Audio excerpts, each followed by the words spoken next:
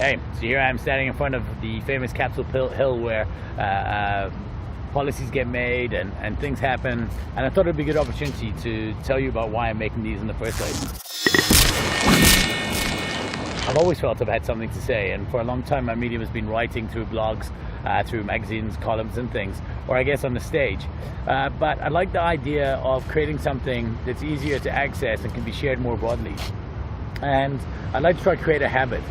But most importantly, I think I actually want to just make something. I want something that gets made. And I'd like to introduce you to a friend of mine, a guy by the name of Kristoff. He's an entrepreneur. He's a fellow member of EO, Entrepreneurs Organization. He runs an amazing business. But he's also a blogger. But what amazes me most about him is, in spite of all these things, having amazing businesses, resources at his disposal, he doesn't just blog. He films, edits, cuts, does everything on these himself. And I think this is critical. I think there's something beautiful. I think we're losing our ability to make shit. And to be with a guy who understands the value of making stuff himself. So I'm going to hand over to Kristoff, and I want you to hear a bit about what he thinks about this. My idea or my philosophy of entrepreneurship is that as entrepreneurs, we need to be craftsmen. I really believe in that. There was an interview with Karl Lagerfeld. He's a weirdo, but he made a very good point. He had to draw for 4 years in the office of Chanel all the things himself. So he's one of the very few fashion designers capable of being very fast in drawing.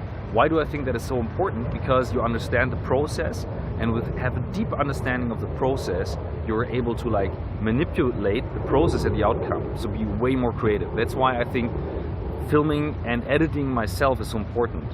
And why the vlogging?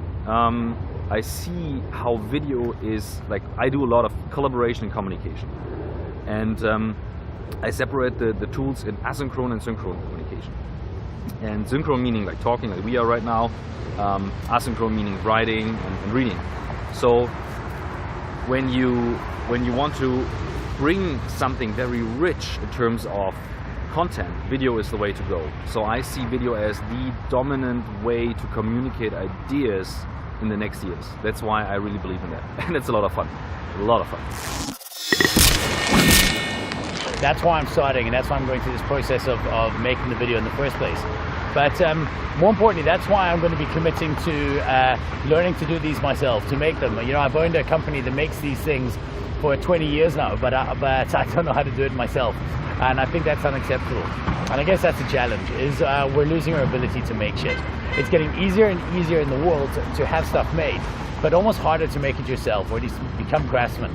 And while maybe playing with a digital tool on an editing timeline is not the true definition of making, it's a start for me, and it's a good start. So until next time, peace.